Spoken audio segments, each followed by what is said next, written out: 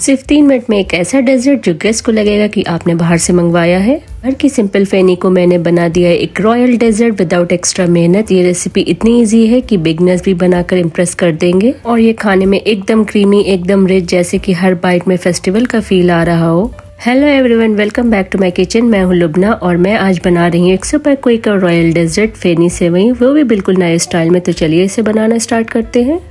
तो सबसे पहले एक पैन में हम आधा लीटर मिल्क डाल देंगे। यहाँ पर हमने फुल क्रीम मिल्क यूज़ किया है। मिल्क को हमें अच्छे से बॉईल करना है।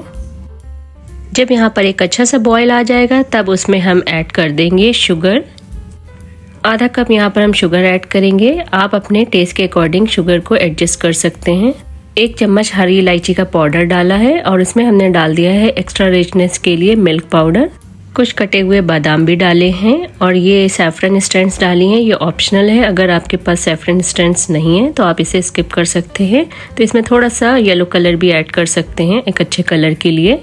अब हम सारे ही इंग्रेडिएंट्स डाल के मिल्क को अच्छे से बॉईल कर लेंगे और ये मिल्क को हमें इस तरीके से पकाना है जैसे कि रसमलाई का जो मिल्क बनाते हैं इस तरीके का। ये देखिए बहुत ही परफेक्ट बन गया है। इसे बहुत गाढ़ा नहीं करना है। तो चलिए नेक्स्ट स्टेप की तरफ चलते हैं। ये हैं फेनी वाली सेवइयाँ। तो यहाँ पर हमने 200 ग्राम फेनी की सेवइयाँ ली हैं और एक जो सर्विंग प्लेट है उसके अंदर हमने इस तरीके से एडजस्ट कर दी हैं।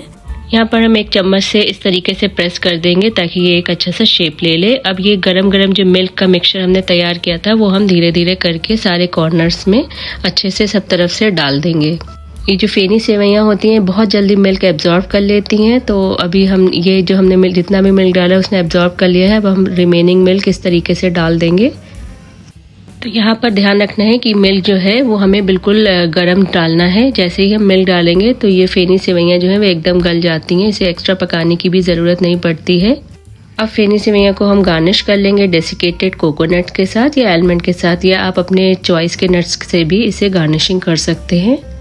और ये देखिए कितनी आसानी से बन के तैयार हो गया। बस इसे बनाने में हमें सिर्फ 3 मिनट लगे हैं और ये देखिए कितना क्रीमी टेक्सचर है। बहुत ही मज़ेदार बन के तैयार हुआ है और इसका फ्लेवर इतना शानदार है कि रबड़ी की रिचनेस और शीर खुरमा की मिठास एक साथ मिल जाए।